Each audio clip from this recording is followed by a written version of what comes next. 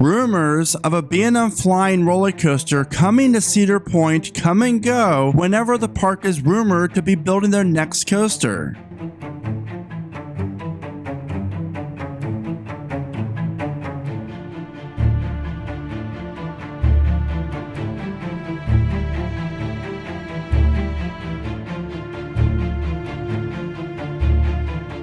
And after every new coaster, the Point still does not offer a B&M Flyer, which leads me to the 10 reasons why Cedar Point will never open a B&M Flying coaster. Number 10, the cost. In the past and before COVID, Cedar Point could easily afford an enormous B&M Flying coaster, but now Cedar Fair appears to be heading in a different direction when it comes to how much they want to spend on a new roller coaster. I would go as far as saying if Cedar Point had to choose between a B&M Flyer and another attraction for around the same price point, they would choose the other coaster instead, because they're going to be getting a bigger bang for their buck. Number 9, GateKeeper. Cedar Fair could have opted to go the Flyer route in 2013, but instead went with B&M's newest design, a wing coaster at the time, which was the right decision due to how well GateKeeper performed for the park. And look how good that paid off for the park.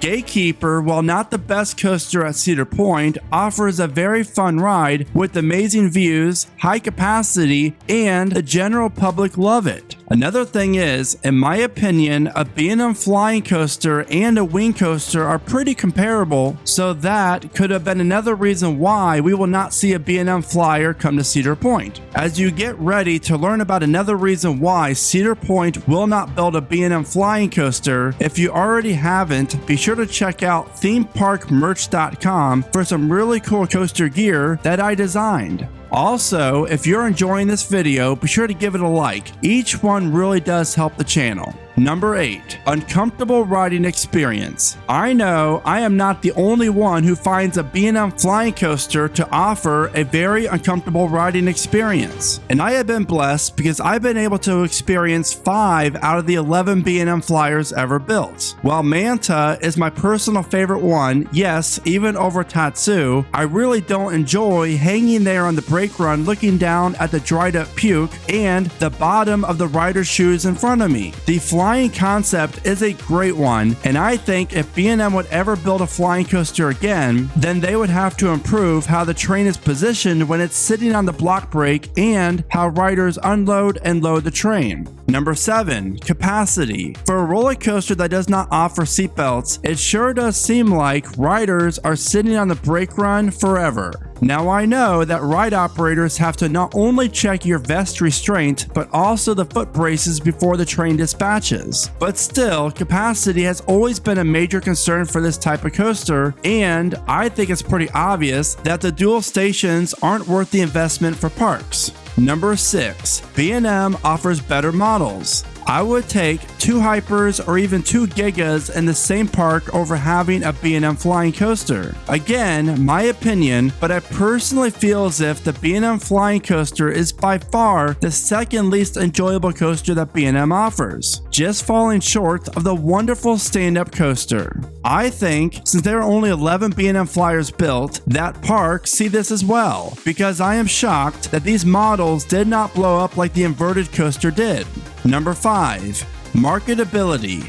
Let's face it, if Cedar Point was going to build a B&M Flyer, they would have done so 10 plus years ago during the prime years of the Flying Coaster Wars. Even with no B&M Flying coaster being located within 300 miles from Cedar Point, makes you wonder why the park never pulled the trigger. However, there was one roller coaster that could have prevented Cedar Point from adding a Flyer. And I want to know if you know which coaster I'm talking about. Think about it, and I'm going to share the answer with you in a few minutes. Number 4, Cedar Fair hasn't added one yet. I think this is a huge reason why Cedar Point never went with this model. And in the past, Cedar Fair has built smaller models of coasters at their other parks and then opened a larger one at the Point a year or 2 later. So since we never saw a flying coaster built at any other Cedar Fair park, tells me that Cedar Fair was never really interested in the whole flying concept. Though, just out of curiosity, I want to know which Cedar Fair park that you think would have added a flying coaster. Be sure to let me know in the comments.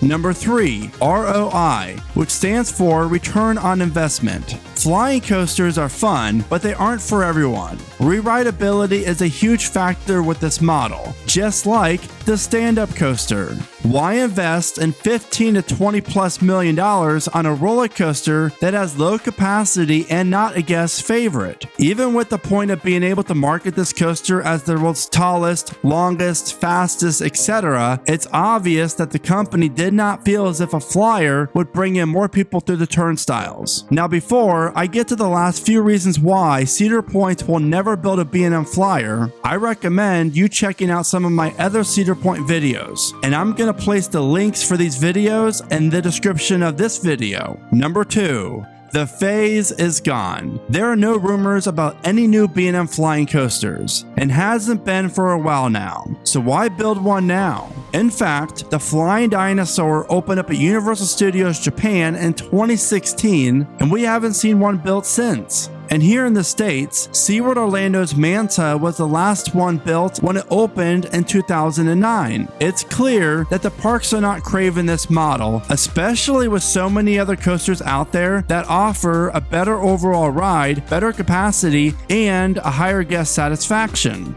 And now for the number 1 reason why Cedar Point will not build a B&M Flying coaster. Vekoma. When Germany's Phantasialand opened F.L.Y in 2020, Vekoma changed the flying coaster game forever. Not only did they create a flying coaster that offers launches, they also offered more comfortable trains, a wonderful load and unload setup, and just a much more enjoyable ride experience. And I think that we will start to see more of these Vekoma Flyers pop up at parks all across the world, while B&M will continue to try to perfect their wonderful stand-up creation.